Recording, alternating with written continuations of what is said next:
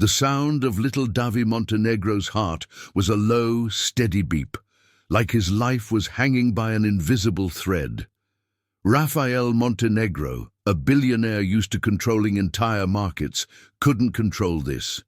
A rare illness that was supposedly shutting down his son's body. He spent millions on clinics in Switzerland, flew in specialists from Boston, and bought medication that cost more than a brand new car per dose. And still, Davy only got worse. Until that afternoon. Raphael walked into the mansion's living room and saw something that made his world collapse. Davy was standing on his own two legs. His knees were shaking, but he was alive, smiling, holding Larissa's hand. Larissa, the cleaning lady, had a yellow tape tied around her wrist like a lucky charm. Davy took 3 shaky steps and laughed, the first real laugh in weeks. Raphael's phone slipped from his fingers and hit the marble floor. If Davy could walk, then why had Raphael been paying millions? That's when Helena, the private nurse, walked in with a syringe and a glass of orange juice. Davy flinched in fear.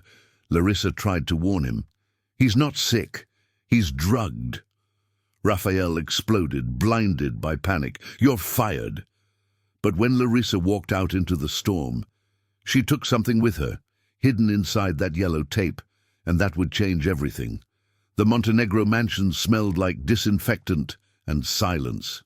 The kind of expensive silence you buy with marble floors, imported curtains, and air conditioning that never fails.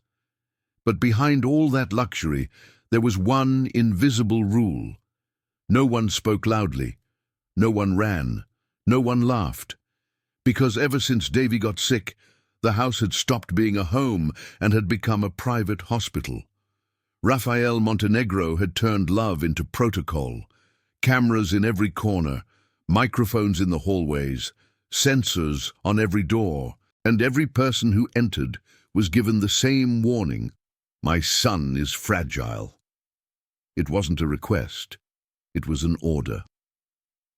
That afternoon, Raphael arrived home with a spotless designer suit and his mind full of numbers.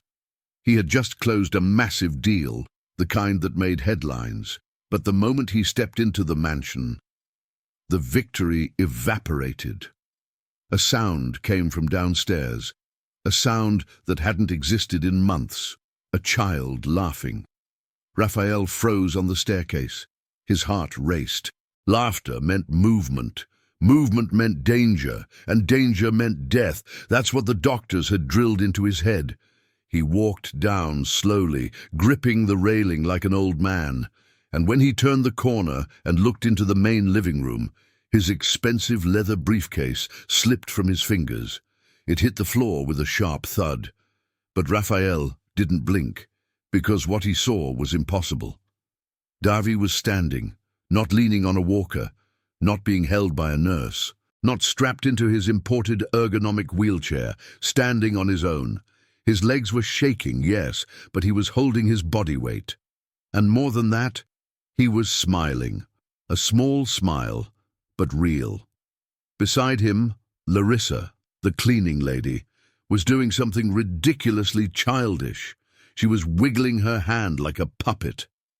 Wrapped around her wrist was a strip of bright yellow tape, the kind you'd use to label boxes or tie up trash bags. But Davy stared at that tape like it was magic. "Again, Auntie, again!" the boy laughed. Raphael's body went ice cold. 2 years of reports, 2 years of doctors, 2 years of millions burned, and his son right there, standing. Raphael stepped forward, and his voice came out rough, filled with fear and rage. "What is going on here?" Davy's laughter died instantly. His legs trembled harder. Larissa turned around terrified. She wasn't overly young. She wasn't glamorous. She wasn't charismatic. She was ordinary, invisible. The kind of woman rich people walk past without ever making eye contact. But in that moment, she instinctively stepped between Raphael and the boy, like her body was a shield. "Mr. Montenegro, he just wanted to play. I didn't." Larissa tried. Raphael stormed forward in 3 strides and dropped to his knees in front of David. His trembling hands grabbed the boy's legs, searching for fractures, for pain, for damage. His mind replayed the Swiss doctor's voice. Even minor physical effort could accelerate muscular collapse. Raphael's face was pale with terror. "Does it hurt? Davy, tell me, did you break something?" Davy didn't answer. He only pointed at Larissa's wrist, at the yellow tape. She's the tape lady." Raphael slowly lifted his eyes to Larissa. His eyes were cold, trained to destroy competitors, trained for battle. But now they were burning with something he never showed the world: fear. "I pay you to clean my house, not to play with my son." "I know, sir, but he sleeps all the time. He cries, he begs to play. I just tried." Larissa swallowed hard. Raphael stood up tall, towering over her, and pointed to the door. "You do not try anything. You are not a doctor. You have no permission. You do not touch my son." His voice echoed off the high ceilings. Davy began to cry, desperate, like he understood his father was ripping away the only good thing he had left in a world of needles and fear. And then the hallway door opened. The sound of footsteps changed everything. Sharp, confident clicks. The kind of steps that carried authority. Helena, the private nurse, walked in wearing a spotless white uniform and a smile far too calm. On a silver tray, a glass of juice and a syringe filled with amber liquid. "Sir, you're yelling. That elevates the patient's heart rate," Helena said sweetly, barely glancing at Larissa as if she were dust. Larissa froze. Raphael felt relief, like he always did when Helena appeared, because Helena was science. She was the only thing keeping his hope alive. Helena moved toward Davy, and the moment the boy saw the syringe, he flinched and clung to Larissa's arm in panic. "No!" Davy cried. "No needle." Helena smiled gently, like someone smiling at an animal that doesn't understand what's best for it. "It's just your medication, sweetheart. It'll calm you down. It'll protect you." Davy hesitated. His eyes begged for something that wasn't medicine. It was safety. "I don't want it," he whispered. Helena didn't force him violently. She never used violence. She used fear. "If you don't drink it, you'll feel worse later." Davy obeyed. Because when you're a child living in pain, any promise of relief becomes a lifeline.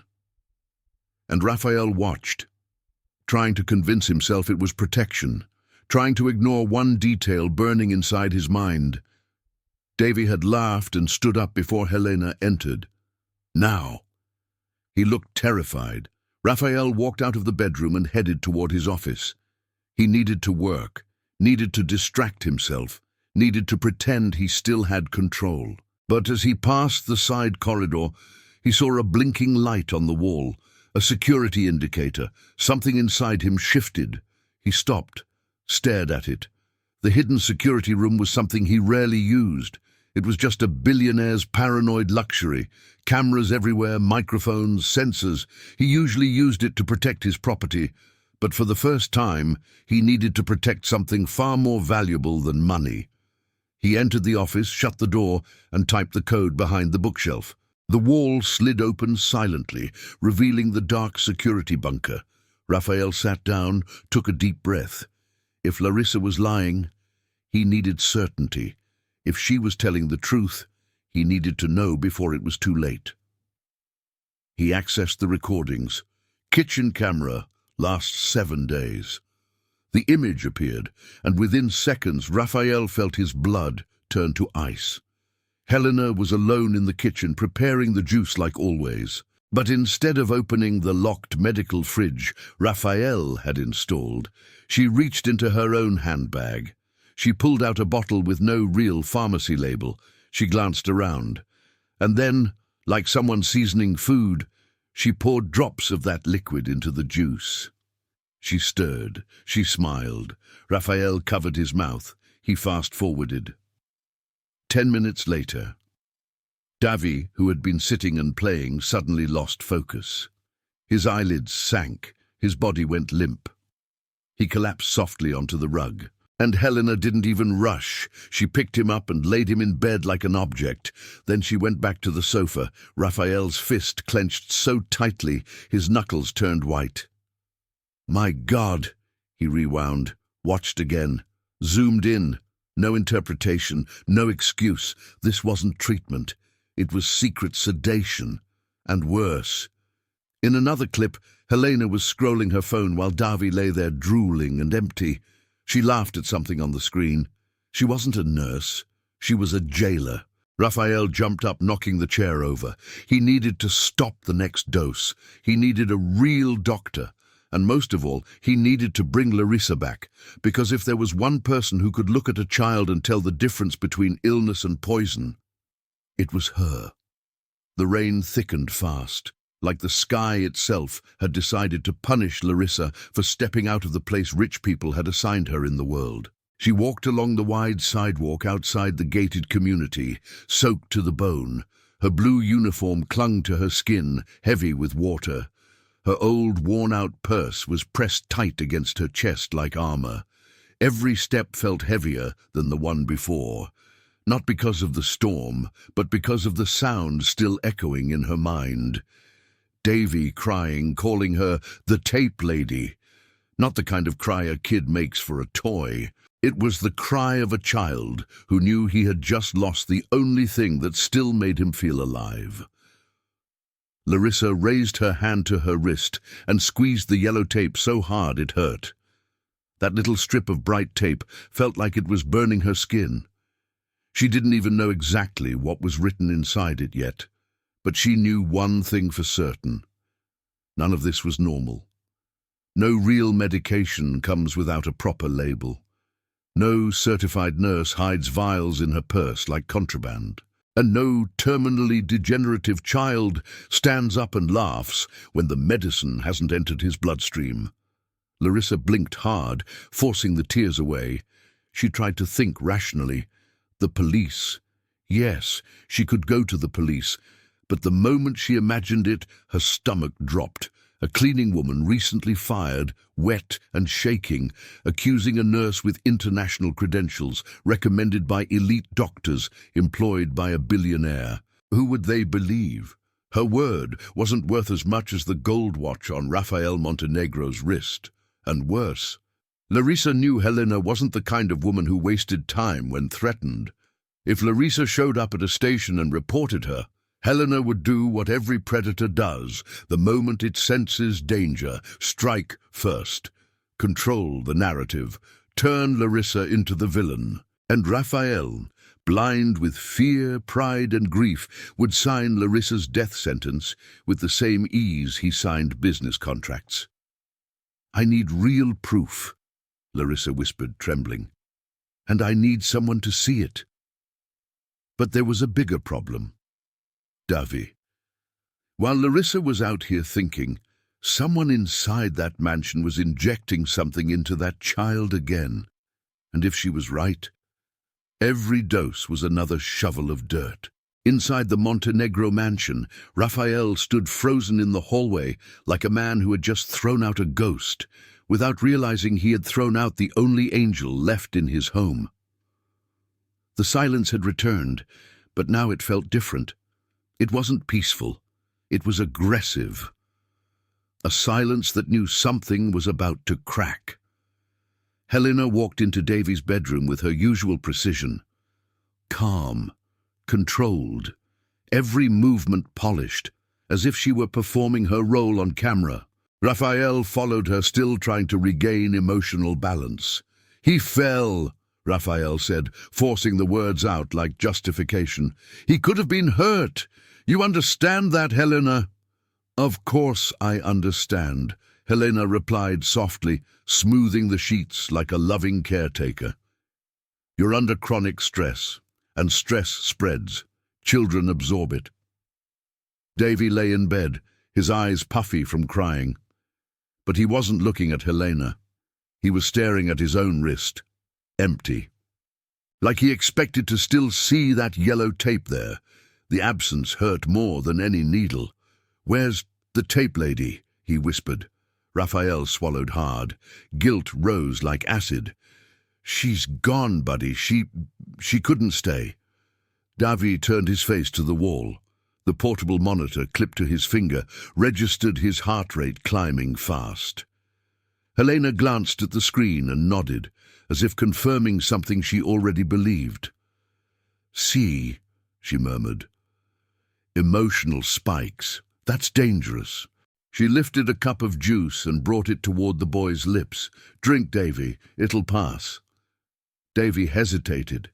His eyes begged for something that wasn't medicine. It begged for safety. "I don't want it," he whispered. Helena didn't force him with violence.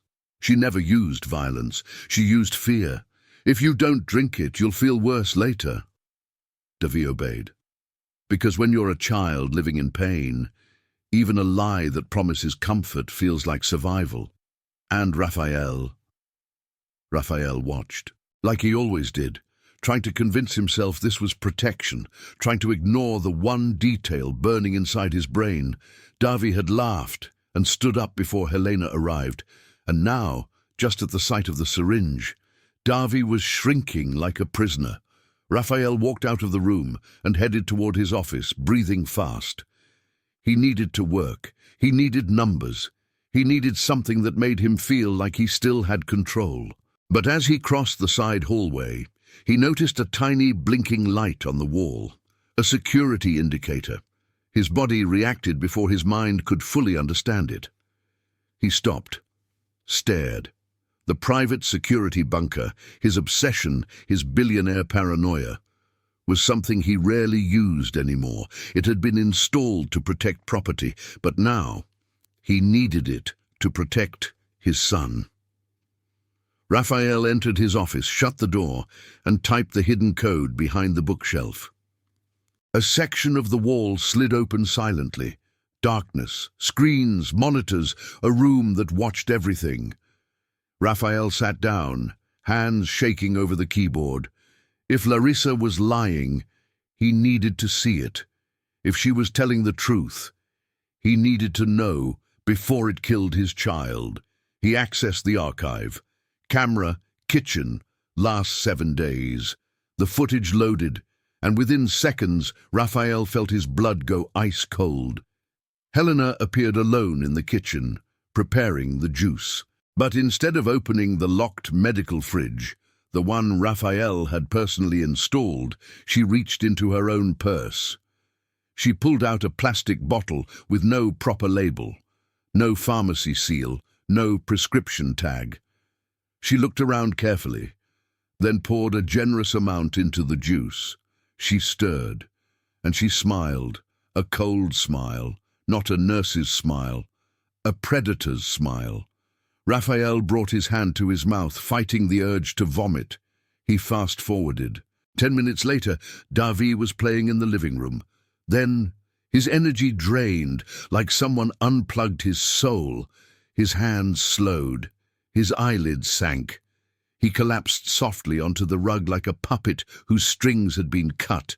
And Helena didn't panic. She didn't rush. She picked him up, laid him on the bed like an object, and returned to the couch. Like nothing happened. Raphael rewound it, watched again, zoomed in. His brain screamed for logic, for explanation, for anything else. But there was none. This wasn't treatment. This was secret sedation. And then Raphael pulled another recording. Living room camera. Helena, sitting on the couch, watching a series on her tablet, earbuds in, while Davy lay sedated and drooling nearby.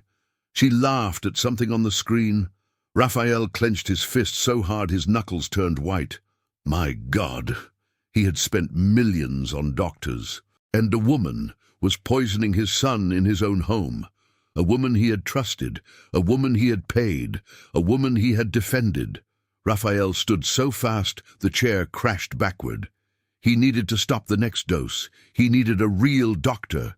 And he needed Larissa back, because Larissa had the tape. Larissa had the proof. Larissa had the truth. Raphael sprinted through the mansion like a man possessed. He burst into Davy's room. "Helena!"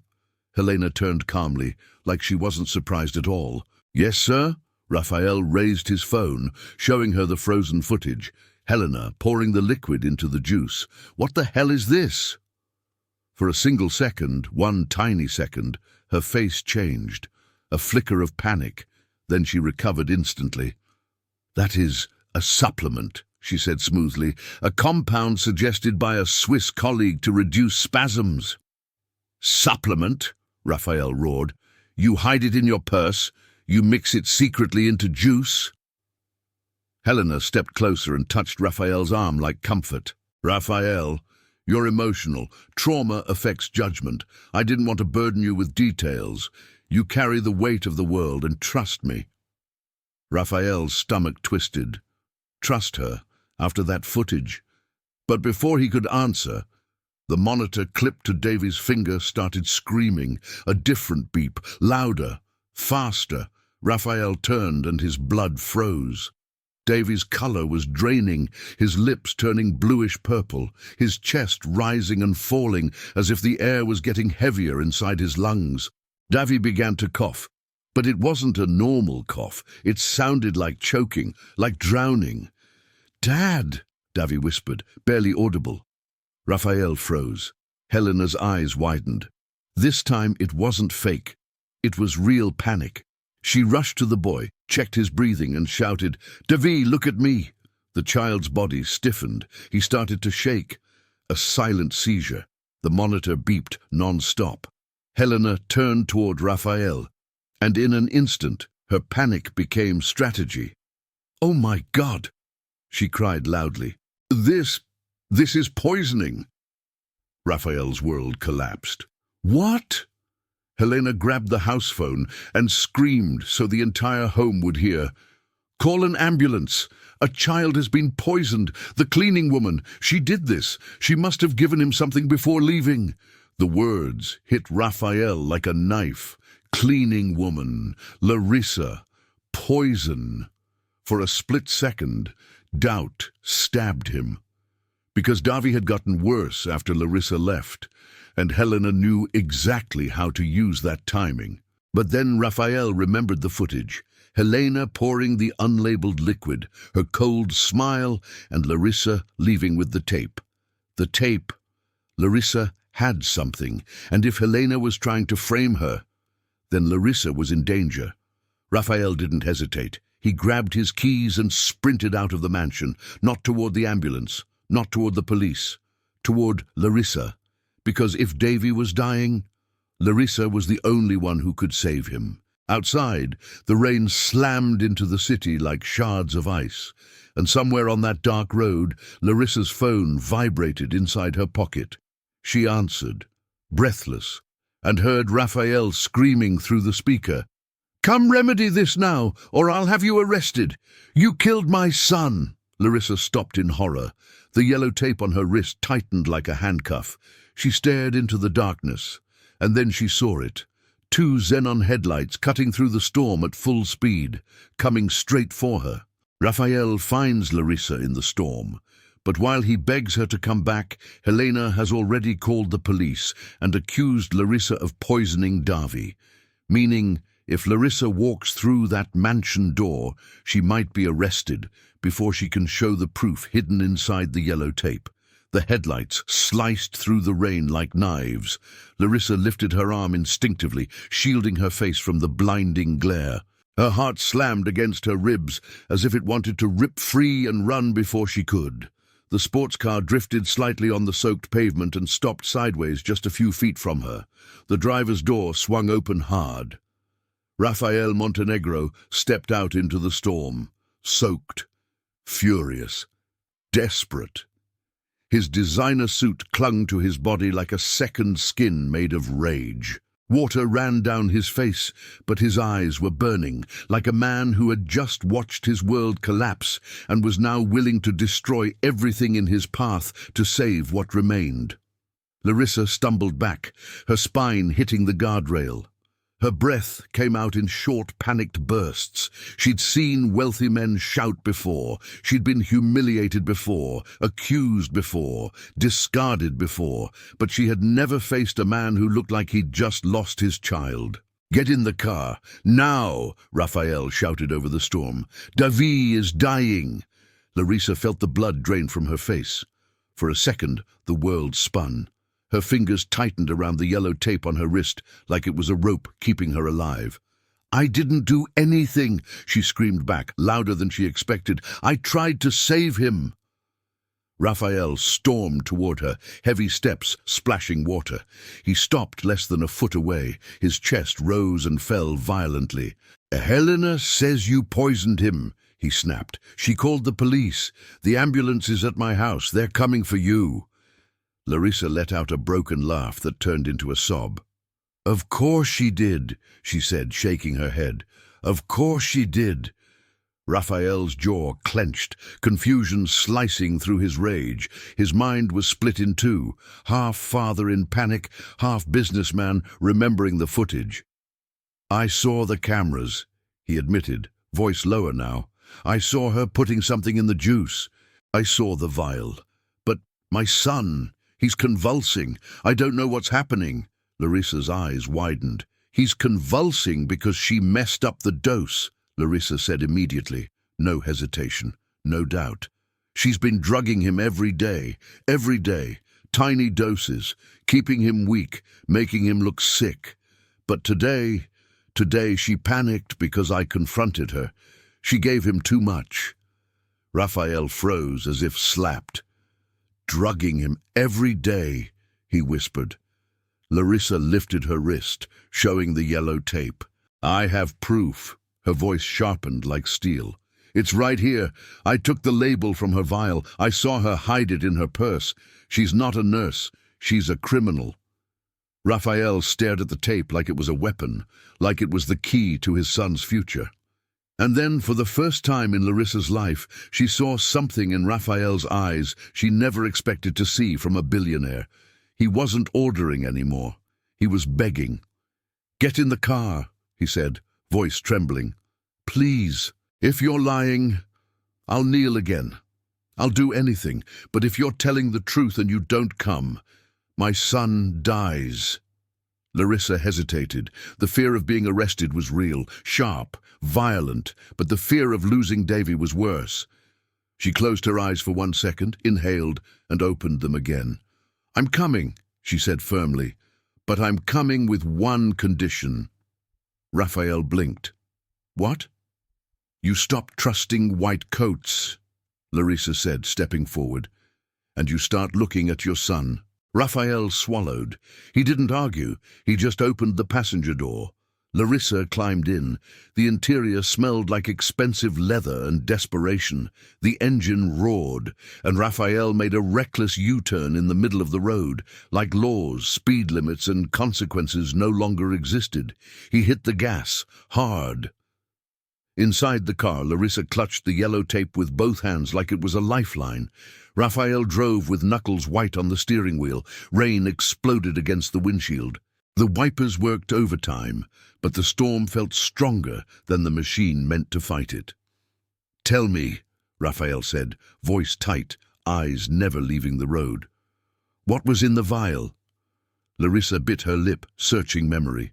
"I'm not a doctor, but I heard her on the phone once," she said. "She said midazolam and another word, something used in surgery." Raphael's stomach turned. "Midazolam is a heavy sedative," he muttered, more to himself than to her. "And the other?" he pressed. Larissa inhaled sharply. "Succinyl, something," she said, struggling. "Succinylcholine." She said it like a joke, like she was proud. She said it keeps kids quiet like dolls. Raphael nearly lost control of the car. He eased off the gas for half a second, heart racing. "Succinylcholine," he repeated, voice going cold. "That paralyzes muscles." Larissa nodded, panic in her eyes. "Then he's suffocating," she whispered. "He's awake, but he can't breathe." Raphael slammed the accelerator again. The car became a silver blur in the rain. Raphael activated his phone on speaker and called a contact. The line rang once, twice. Then a groggy voice answered, "Dr. Saulo Arriaga." "Saulo, listen to me," Raphael said, breathless. "It's Rafael Montenegro. Davi is in respiratory arrest, possible succinylcholine and midazolam. I need toxicology and a pediatric ICU ready now." The doctor's voice sharpened instantly. "Raphael, what happened?" "Chronic poisoning," Raphael said, teeth clenched. "And now overdose. I'm heading to the hospital. Prepare ventilation and antidote." "Understood. I'll alert the team," Arriaga said, already moving. The call ended. Silence filled the car again, but it wasn't peaceful. It was the silence of two people running from death. The gated community entrance came into view. Raphael didn't slow down. The guards tried to stop him, but he rolled down his window and yelled, "Open it, or I'll drive through it!" The gate lifted. The mansion appeared like a fortress, but now it was drowning in flashing red and blue lights, an ambulance, police cruisers, chaos. Raphael slammed on the brakes and jumped out before the engine was even off. Larissa followed, stepping onto the stone driveway with shaking legs. The moment she did, two police officers turned and locked eyes with her, and standing between them, Helena. The nurse's hair was messy, her uniform torn, her face wet with tears. She held her arm like she'd been attacked. She looked like the perfect victim. When she saw Larissa, her face twisted, hatred disguised as horror. "That's her!" Helena screamed, pointing like she was pointing at a monster. "That woman! She did it! She poisoned the child before she left. She used cleaning chemicals. She's vengeful. She's insane!" The officers stepped toward Larissa. Larissa froze, her entire body locked up. It was like the poison had entered her now. The narrative was already built. The cleaning lady was guilty. No one wanted the truth. Then Raphael moved. He stepped in front of Larissa like a human shield. "Nobody touches her!" he roared. The authority in his voice made the officers hesitate. Helena's face paled. "Mr. Montenegro." "You're in shock," Helena said quickly, switching to a softer tone. "She's manipulating you. I found blue powder in the kitchen. She—" "Shut up!" Raphael barked so violently the cops flinched. "I saw the cameras. I saw you putting something in his juice." Helena swallowed. For a moment her eyes flickered with fear. But then she played her next move. She pointed toward the front door, where paramedics were rushing out carrying Davy on a stretcher. "Then why is he dying?" she screamed, loud enough for everyone to hear. "Why did he collapse right after she left? Is that a coincidence?" The question was a trap, brutal, perfect, because timing was on Helena's side. For a split second, doubt stabbed Raphael's mind. What if? Larissa saw the hesitation and exploded. "Because she messed up!" Larissa shouted, pointing at Helena. "She increased the dose to frame me. She's been drugging him every day. I saw it." One of the paramedics turned. A police officer narrowed his eyes. "Ma'am," he said, "do you have proof?" Larissa lifted her wrist slowly. The yellow tape glowed under the sirens, like a warning sign. "Yes," she said. With shaking hands, she peeled it open and revealed the folded piece of label hidden inside.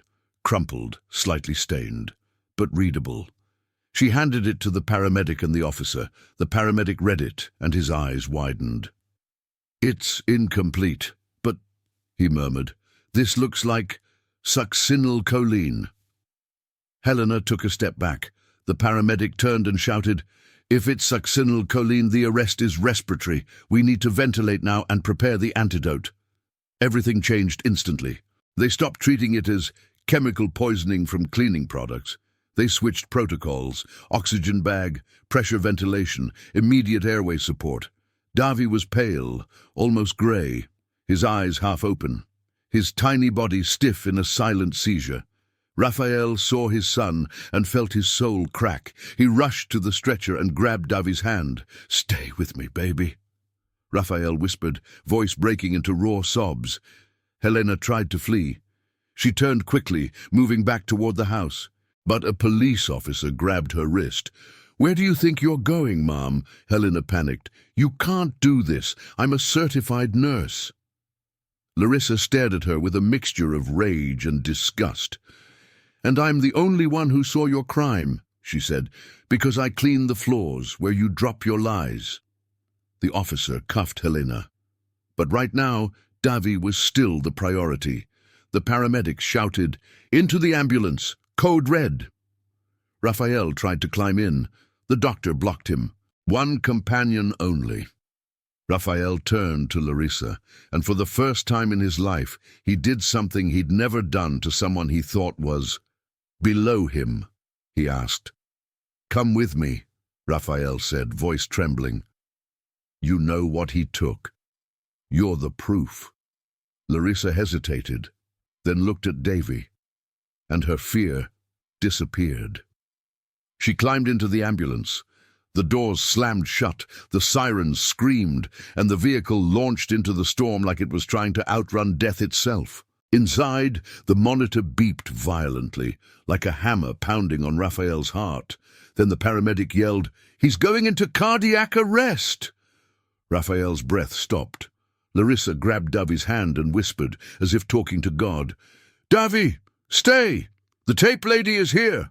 The monitor screamed. The line began to flatten. The doctor loaded the defibrillator. "Charge 200!" Raphael screamed his son's name like he could pull him back through sheer will.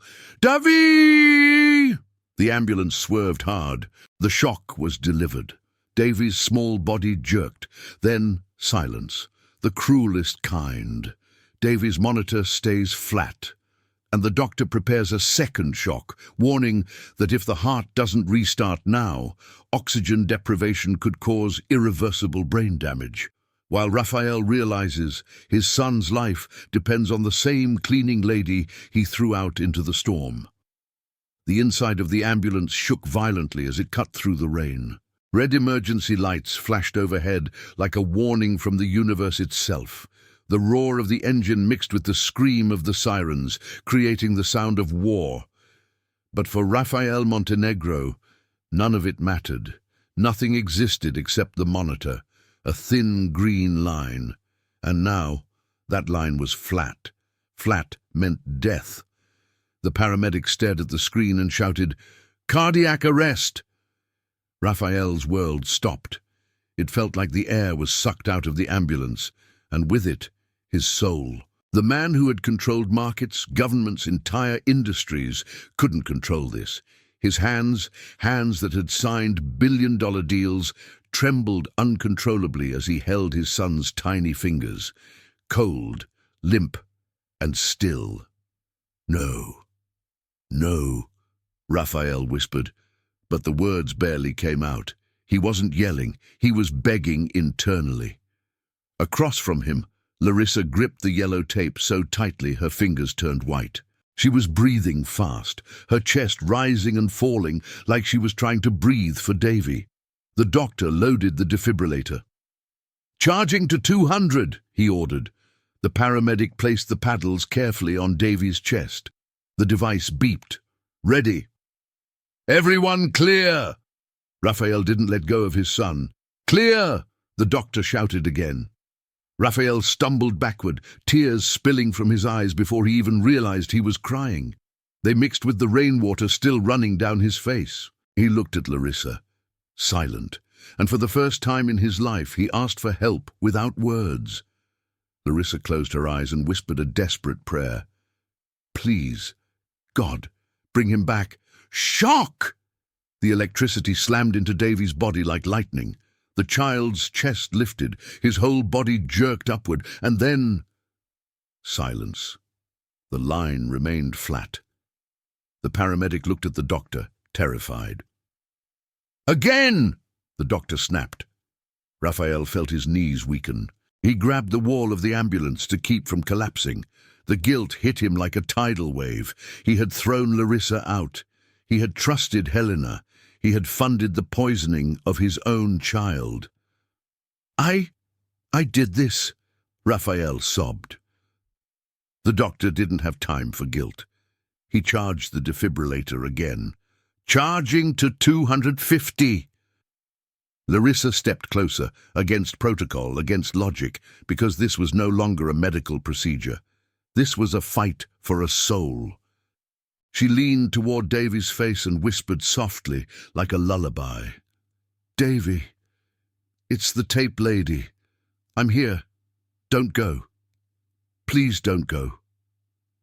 The doctor glanced at her, annoyed, but didn't stop her. Because in that chaos, anything that might pull the child back felt worth trying. Clear, the second shock was delivered. Davy's body jerked again, silence, and then beep, one heartbeat. Raphael froze, as if the sound itself was a miracle. Beep, beep. The heart returned, weak, chaotic, but alive. "We have a rhythm!" the doctor shouted. Raphael fell to his knees inside the ambulance and cried like a broken man. Not clean tears, raw sobs, the kind that come from someone who has just been dragged out of hell by a single thread. Larissa instinctively placed a hand on his shoulder, and Raphael grabbed that hand like it was a lifeline. He's going to live?" Raphael asked, voice trembling like a child's. The doctor didn't lie. "He's alive," he said seriously. "But he was without oxygen. The next risk is brain damage. The next 24 hours will decide his future." The ambulance slammed into the hospital ramp at full speed. Doors flew open. A full team was waiting. Doctors, nurses, machines, stretchers. Dr. Saulo Arriaga, head of toxicology, ran toward them with his coat half open, eyes sharp with urgency. "Raphael!" Arriaga shouted. "Tell me what he took." Raphael pointed at Larissa without hesitation. "She knows," he said breathlessly. "She has the proof. He's been drugged for months." Arriaga stared at Larissa as if she were impossible. "You?" he asked, already pushing the stretcher forward. Larissa ran beside them, clutching the yellow tape, speaking fast. The nurse, gave him a mix. I heard midazolam and succinylcholine every day. Every day he passed out." Arriaga's expression darkened. "Succinylcholine is a neuromuscular blocker," he said, voice heavy. "Respiratory paralysis. If this was daily, his body was weakened artificially, and today was overdose." They stormed into the pediatric ICU. Within seconds, Davy was intubated. Tubes, wires, monitors, machines breathing for him. A child who should have been playing was now fighting for life. Raphael stood behind the glass, watching the door seal shut like a prison sentence. He was soaked, his expensive suit destroyed, his face hollow. None of that mattered. He was just a father. Larissa stood against the wall, clutching her purse like protection. She felt the weight of the hospital world pressing down on her.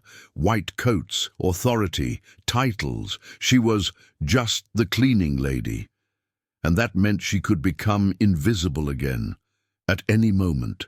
She glanced at Raphael. The billionaire had collapsed onto a plastic chair, his head in his hands. A man who once controlled everything, now helpless. Minutes passed like hours. Finally, Doctor. Arriaga came out, pulling down his mask, rubbing his tired eyes. Raphael shot up. "Well?" he demanded, desperate. "Is he alive?" Arriaga nodded slowly. "He's stabilized," Arriaga said. "For now. But his heart stopped for almost a full minute.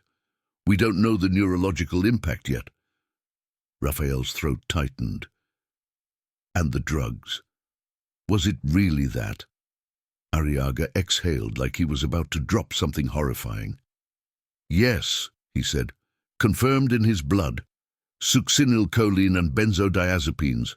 He looked at Raphael with raw disgust, not at Raphael himself, but at what had been done. "Raphael, that's not treatment, that's torture." Raphael closed his eyes and let out a broken sound, something between a sob and a groan. "I paid," he whispered. "I paid for this." Arriaga leaned closer. "She gave microdoses to simulate muscular degeneration," he said. Your house was a fraud laboratory. Your son wasn't degenerative. He was sedated. Raphael clenched his fists. His whole body shook. She didn't do it alone, Arriaga added quietly. These substances don't come from legal pharmacies. Someone supplied her. That means organized crime, or someone close. Raphael's stomach dropped. Before he could respond, 2 police officers stepped into the ICU waiting area. One held a clipboard. The other carried a clear evidence bag with Helena's belongings. "Mr. Montenegro," one officer said, "we arrested Nurse Helena, but she's claiming you knew. She says you wanted your son sedated for silence and convenience." Raphael froze. "She said that?" he whispered. "Yes," the officer replied. "Her lawyer is going to push that narrative. We need statements, yours and hers." The officer's eyes shifted to Larissa. Larissa flinched instinctively. She felt the floor tilt, the weight of the law aimed at her like a loaded weapon. Raphael stepped forward immediately. "She's not speaking now," Raphael said firmly. "She's in shock. She saved my son. You want a statement, you take mine, but leave her alone." The officers hesitated, then nodded and stepped away. Larissa stared at Raphael, stunned. This was the same man who had thrown her into the storm. Now he was protecting her. When the officers were out of earshot, Raphael turned to Larissa, his voice broken. "Larissa," he began, but the words stuck. Larissa waited, bracing herself. And then Raphael did something no one expected. He knelt. In the hospital hallway, a billionaire kneeling in front of a cleaning lady. Larissa's eyes widened in panic. "Don't, sir, please get up." "No," Raphael said, voice shaking. "I don't stand until you forgive me. I threw you out. I humiliated you. I trusted her, and my son almost died because of it." Larissa felt tears rise, and she didn't fight them. "I only wanted to help him," she whispered. "And you did," Raphael said. "You saw what I couldn't see in 2 years. You saw my son, while I only saw reports." Larissa reached down, gently pulling his arm to make him stand. "I didn't do it for money." "I know," Raphael whispered, rising slowly. "That's why you're the only person I trust now." At that moment, the ICU door opened again, and a nurse rushed out. "Mr. Montenegro," she called. "He's waking up, but he's panicking. He's pulling at the tubes. We need to restrain him." Raphael ran inside without thinking. When he entered, it was chaos. Davi was awake, but not lucid. His eyes were wide, terrified, his breathing harsh against the tube. His hands clawed at the wires like a trapped animal. "No, no needles!" he screamed, voice hoarse. "No, no!" Raphael rushed to the bed. "Davi, it's me! Daddy's here!" But the moment Davi saw him, his face twisted with fear. He recoiled. "Go away!" Davi screamed. "Bad man!" Raphael froze. That moment hurt more than the cardiac arrest, more than the footage, more than everything. His own son was afraid of him. A nurse grabbed a syringe and said urgently, "We need to sedate again." Raphael raised both hands, horrified. "No, please, no more drugs." "He'll hurt himself," the nurse insisted. The chaos escalated. More staff rushed in, alarms chirped, voices collided, and then a soft voice cut through the noise like music. "Davy, Larissa." She stepped into the room slowly. No white coat, no authority, just the yellow tape on her wrist. She lifted her arm and gently waved it, making the tape dance in the air like a tiny puppet. "Look who came," Larissa whispered. "The yellow tape came to find you." Davi stopped fighting, his eyes locked onto the tape like it was light in darkness. "Tape, lady," he whispered, tears falling. Larissa stepped closer and offered her wrist. Davy grabbed the tape with both hands, and his body relaxed, as if fear had been turned off. The monitor, which had been racing, dropped within seconds. Dr. Arriaga stood in the doorway, stunned. "Incredible," he murmured. Raphael stared at Larissa like she was a miracle he didn't understand. Larissa looked at him and nodded, inviting him closer, silently. A second chance. Raphael approached slowly, terrified of rejection. Larissa leaned toward Davy and whispered, "Daddy came fast. He's the hero with the fast car. He brought the tape lady. He helped save you." It was a gentle lie, a healing lie, a way to reintroduce the father into the child's story, into safety. Davy stared at Raphael, suspicious, then squeezed the tape harder. "Fast car," he murmured. Raphael swallowed a sob and forced a smile. "The fastest in the world, buddy," he whispered. Davy's eyelids lowered. The fear softened, the room finally calmed, but Arriaga stepped forward, holding a tablet, his expression serious again.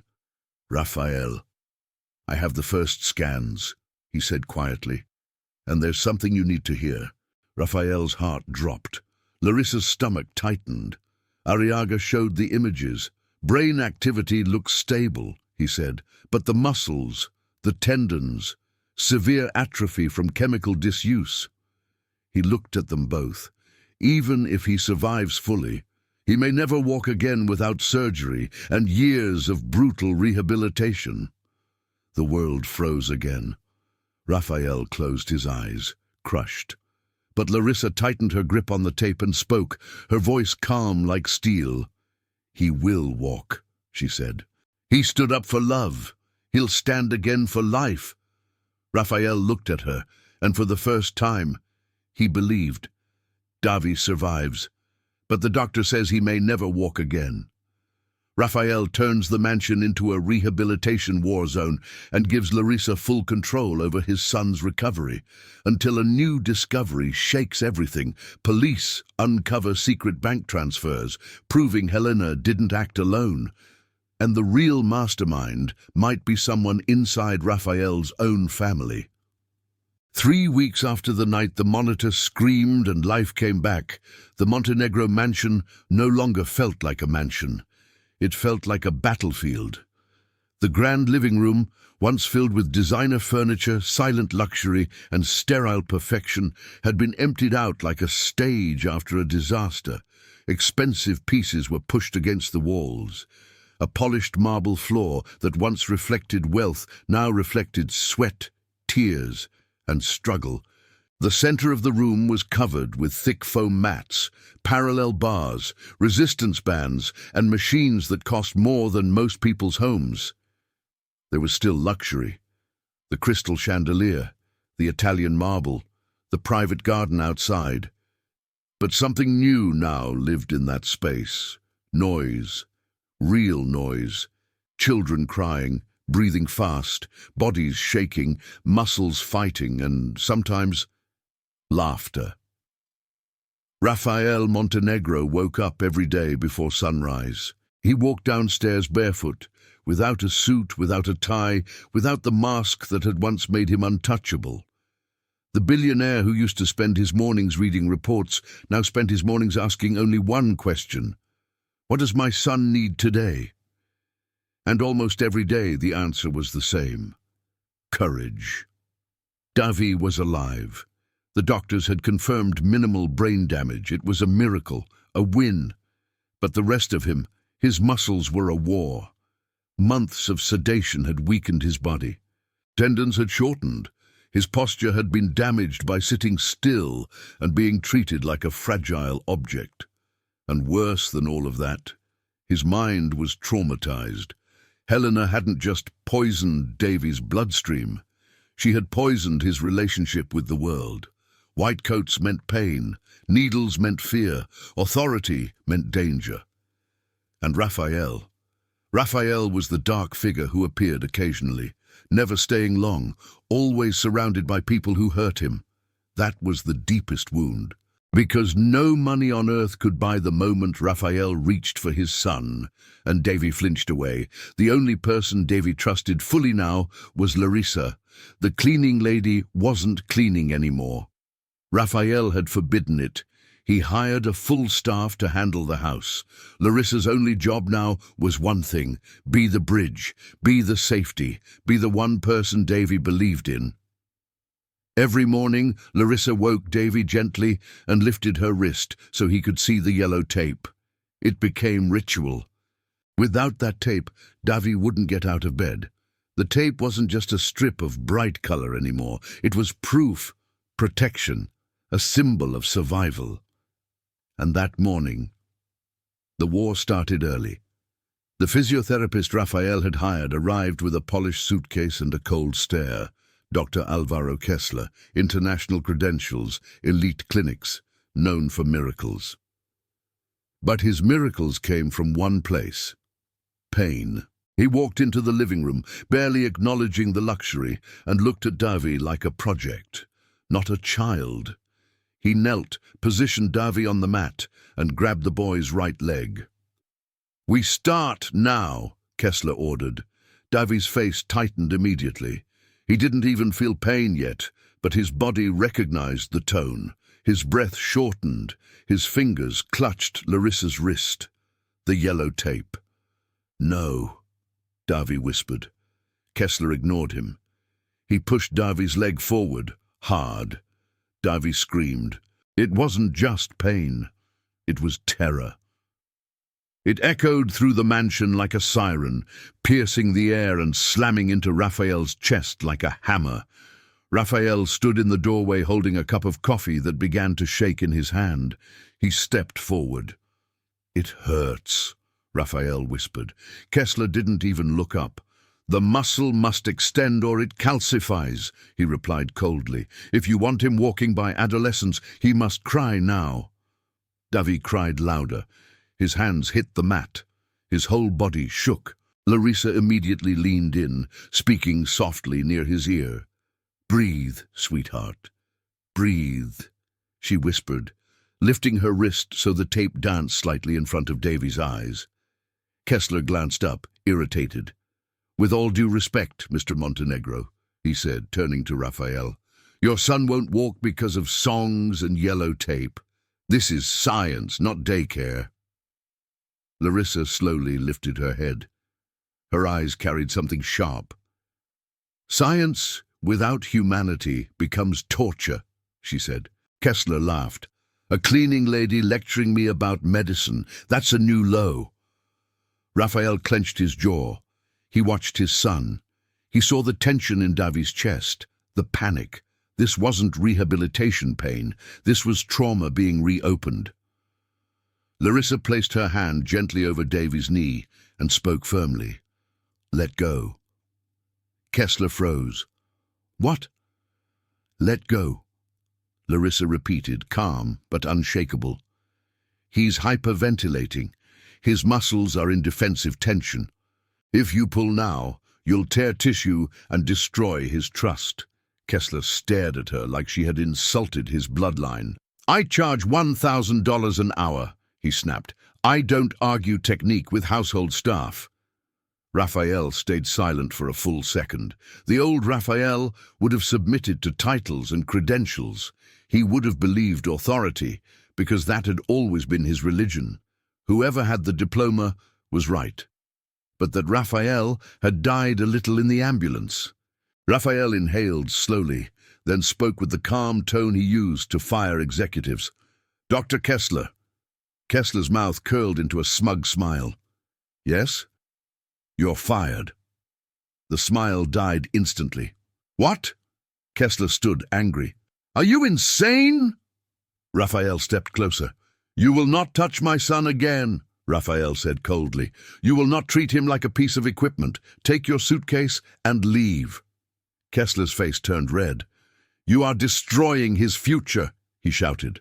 "You're leaving his rehabilitation to a cleaning lady." Raphael didn't flinch. "I left his life in the hands of a certified nurse," Raphael said, eyes burning. "And I almost buried him." He pointed toward the door. "So yes, I'll trust the person who loves my son." Kessler grabbed his suitcase and stormed out, slamming the door hard enough to rattle the chandelier. Silence fell. Davy still cried, trembling. Larissa knelt, lifting her wrist and moving the tape gently in front of his face. "Hey," she whispered, "the tape doesn't let monsters stay in the house." Davy sniffled and stared at Raphael, fearful. Raphael lowered himself slowly to the floor. No suit, no pride, no distance. He sat beside his son at his level and spoke carefully. "I won't let anyone hurt you," Raphael said softly. "Not ever again." Davy didn't answer, but his crying began to slow. Larissa stood and grabbed 2 soft resistance bands from a basket. "Now we do it my way," she said to Raphael. Raphael blinked. "What do you mean?" Larissa tied one band to her own foot and the other to Davy's. "We're playing," she announced in a playful voice. "I'm the sticky gum monster. I'm stuck to the floor. Only a superhero can pull me free." Davy watched cautiously, then looked at the tape. The tape meant safe. Larissa reached toward Raphael. "You're the bigger monster." Raphael hesitated. Then, shockingly, he sat fully down on the expensive rug, tying the other band to his own ankle. "I'm the giant gum monster," Raphael said, forcing a ridiculous voice. "I'm going to trap everyone." Davy let out a tiny, weak laugh. Larissa pointed at Davy's foot. "Now you pull. Only you." Davy grabbed the band and started pulling. The movement was the exact same extension exercise Kessler forced, but now Davy controlled it. Davy chose the pain level. Davy owned the action. "Stronger," Raphael teased, making an exaggerated monster face. Davy pulled harder. His face turned red. His eyes filled with tears, but this time it wasn't panic. It was effort. Larissa transformed every stretch into victory. And Raphael was sweating, on the floor, fighting alongside his son. When the session ended, Davy collapsed onto Larissa's lap and fell asleep. Not from drugs, from real exhaustion. A child's exhaustion. Raphael stayed sitting there, breathing hard, staring at his hands like they belonged to someone else. "Today," he whispered. "Today I finally felt like a father." Larissa smiled and loosened the tape slightly to massage the mark on her wrist. "You always were a father," she said gently. "You were just scared." Raphael looked at her with gratitude and something more dangerous, admiration. Not romance yet, but respect. Deep respect, the kind that changes a person forever. But peace never lasted long in that mansion.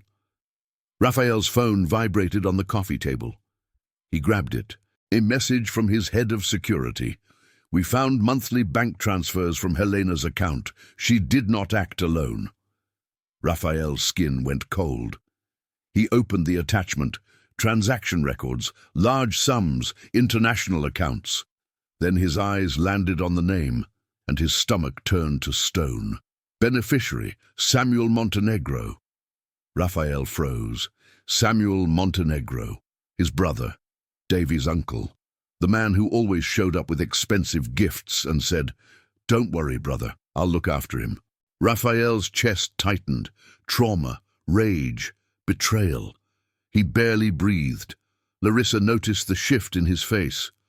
"Who is it?" she asked carefully. Raphael didn't answer right away. He just stared at the phone. Then the intercom rang. The security guard's voice came through, tense. "Mr. Montenegro, your brother Samuel is at the gate. He says he wants to visit Davy. He insists on coming inside." Raphael stood slowly. The calm that settled over him was terrifying. The calm of a predator who just found the snake. "Let him in," Raphael said. Larissa's eyes widened. "Are you sure?" she whispered. Raphael looked at her, cold, focused. "One thing is sure," he said. "My son's illness wasn't an illness. It was a plan. And I'm about to find out who signed it." Samuel enters the mansion pretending to care. But Raphael already has the bank transfers and a trap ready. Yet Samuel isn't just a traitor. He has influence, lawyers, and a ruthless final plan. Take Davy away from Raphael as permanently disabled before the child fully recovers. Samuel Montenegro walked into the mansion like he was walking onto a stage.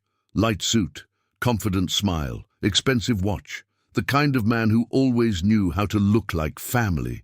His voice carried false warmth, as if the last few weeks had been nothing but a tragedy he had arrived to help fix.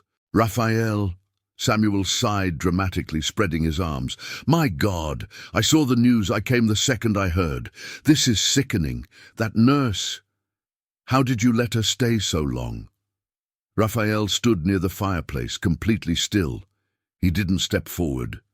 He didn't offer a handshake. He didn't return the embrace. Samuel's smile wavered for a fraction of a second, but he recovered quickly, like a man trained to control reactions. "I get it," Samuel said softly, nodding. "You're traumatized. But where's Davi? I need to see my nephew. That boy is my blood too." Up on the staircase, Larissa appeared with the yellow tape tied around her wrist. Samuel looked at her, and even though he tried to hide it, a flicker of disgust crossed his face. It was quick, but Raphael saw it, and Larissa felt it. "So, you're the famous cleaning lady," Samuel said, forcing a smile. "The one with the magical tape." Larissa didn't answer. She simply stood there, like a guard. Samuel took a step toward the stairs. "I'm going to see Davi." "No," Raphael said. "One word. Low, sharp." Samuel stopped slowly, turning his head like he couldn't believe what he heard. "What do you mean, no?" he asked. Raphael lifted his phone. Before Samuel could move another inch, Raphael held out the screen. "I want you to explain this first." Samuel frowned, playing confused. Raphael turned the phone toward him. Bank statements, monthly transfers, large amounts. From Helena's accounts into Samuel's. Samuel's face went pale. "That?" he stammered. "That's a mistake." Raphael stepped closer. "A mistake that happened every month for a year and a half," he said calmly. "Tell me, Samuel, why was the woman poisoning my son paying you?" Samuel opened his mouth and closed it. He needed a strategy, fast. Then he tried the classic move, offense. "Raphael, you're not thinking clearly," Samuel said, raising his hands as if Raphael were irrational. "You're grieving. You're desperate. You're trying to blame someone, and I'm convenient." Raphael's face didn't change. "I saw the footage," Raphael said quietly. "I saw her pour something into the juice. I saw the vial. I saw my son collapse like a doll." Samuel swallowed hard. Still he tried again. "You're breaking. That's what this is. Your mind is breaking." Raphael leaned in. "And your mask is slipping." Samuel's smile vanished. His eyes darkened, and suddenly he stopped pretending. "You want the truth?" Samuel said coldly. "Fine." Raphael didn't blink. Samuel walked a few steps into the living room as if he owned the house, scanning the expensive space that had been turned into rehabilitation war zone. Mats, bands, bars, machines, the abandoned wheelchair in the corner. Samuel scoffed. "This is pathetic," he muttered. "Look at you, the mighty Montenegro, on the floor playing gym class." Raphael's hands clenched at his sides. Samuel's voice grew sharper. "You know what I think," Samuel said. "I think you don't deserve Davi." Raphael's jaw tightened. "You disappeared after his mother died," Samuel continued. "You left that kid to strangers. You think money makes you a father. You pay for love. You pay for care. You pay for everything because you don't know how to stay." Raphael stepped forward, eyes burning. "You drugged my son," he whispered. Samuel smiled, without shame. "I managed an opportunity," he said. "Your kid had a trust fund. If he was declared permanently disabled, the control could shift. Family priority, legal clauses." Raphael froze. "What?" Samuel tilted his head, almost bored. "I didn't kill him," he said. "I'm not insane. I just kept him weak, quiet, convenient, like you wanted." Raphael's breath caught. "No," he whispered. "I never wanted that." Samuel shrugged. Maybe not consciously, Samuel said. But you loved the silence, didn't you? The house quiet, your business uninterrupted, no crying, no mess, no chaos. Larissa stepped down from the stairs, voice shaking with rage. He's a child, she said. Not a business inconvenience. Samuel looked at her like she was dirt. And you're a cleaning lady who got lucky, he snapped. You were supposed to stay invisible. Larissa lifted her wrist. The truth doesn't stay invisible forever, she said. Samuel's eyes narrowed. Then he turned back to Raphael and delivered the real weapon. You think you won? Samuel said, voice calm and venomous. You haven't won anything. The press is destroying you. Helena's lawyer is already spinning it as your fault. And he smiled wider. I already filed an emergency request. Raphael felt his stomach drop. A request for what? Temporary custody, Samuel said simply. I'm taking Davy, Larissa gasped. Raphael's whole body went cold. You can't. Oh, I can, Samuel said, and I will. You're unstable. You fired professionals and left your son with unlicensed staff. That's negligence. Social services will love that. Raphael stared at him, stunned. And you think you'll win? Raphael asked, voice barely above a whisper. Samuel leaned closer, voice low. I don't think, he said. I know, because I have lawyers, political connections, and you have a cleaning lady and a child who almost died under your roof. Samuel stepped back like he had already won. Tomorrow morning, Davy will be under my custody, and you'll watch helplessly. Raphael didn't react emotionally. Instead, something terrifying happened. He got calm, too calm. He lifted his head slightly and said, Then you just confessed. Samuel's smile froze. What? Raphael pointed to the corner of the room. A tiny red light blinked. A recording device, audio and video. Samuel's face shifted. No, he whispered. Raphael spoke louder. Agents, now.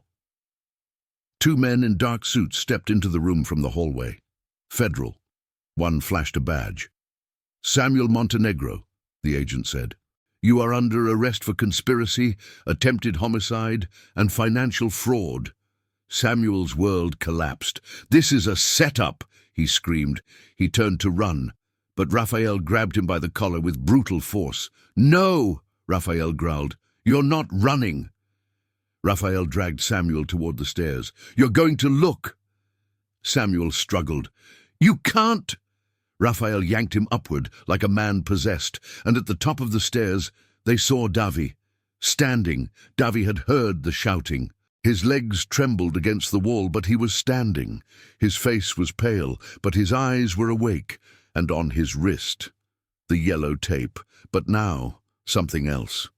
Raphael had tape too, on his own wrist, a yellow strip tied tight. Samuel stared at the child like he'd seen a ghost. He shouldn't be able to stand, Samuel whispered, stunned. Raphael crouched beside his son carefully. Davy, Raphael said softly, do you remember what the tape lady told you? Davy looked at Larissa. Larissa nodded gently. Davy swallowed. The tape scares monsters away, he whispered. Raphael turned Davy's face slightly toward Samuel. Then look, Raphael said. That's a monster. Samuel's eyes widened. Davy took one shaky step, then another, then one more, until he was standing in front of Samuel, and then, with all the strength a 6-year-old could carry, Davy raised his hand and pointed. Go away, he said. Samuel's face crumbled. His whole plan depended on Davy staying weak. Davy pointing at him like that destroyed everything. The federal agents cuffed Samuel immediately and started dragging him down the stairs. Samuel screamed, threatened, promised revenge, but nobody listened because the only sound that mattered now was the sound of Davy's breath. Free, real, alive. When the door slammed shut and the mansion fell quiet again, Raphael collapsed to his knees and pulled Davy into his arms. And for the first time, Davy didn't flinch. He hugged back. "Daddy," Davy whispered. "Tape," Raphael cried. Not like a billionaire, like a man who had finally been forced to become human. Larissa stepped closer slowly, her eyes full of tears. She began to untie her yellow tape, as if the mission was done. But Raphael reached out and gently held her wrist. "Don't take it off yet," he said, smiling through tears. "We still have a lot to rebuild." Larissa smiled back. "I'm not going anywhere," she whispered. 6 months later, the backyard was filled with yellow balloons. Davy ran, not perfectly, still stiff sometimes, but he ran, he fell, he got back up, and he laughed, and Raphael ran with him, ruining another expensive suit, completely unbothered, because he finally understood the miracle wasn't the money, the miracle was seeing. Inside the living room, Raphael framed 2 things: the yellow tape that saved his son, and the confession recording that destroyed the traitor. Below it, a plaque. The truth wasn't in the clinics, it was in the hands that cleaned the floor. That night, Davy hugged Larissa and whispered, "Tape lady, stay." Larissa kissed his forehead. "I'm staying," she said. Raphael stood behind them with the tape on his wrist, and for the first time in years, the mansion felt like a home, not because it was safe, but because it was alive. The end.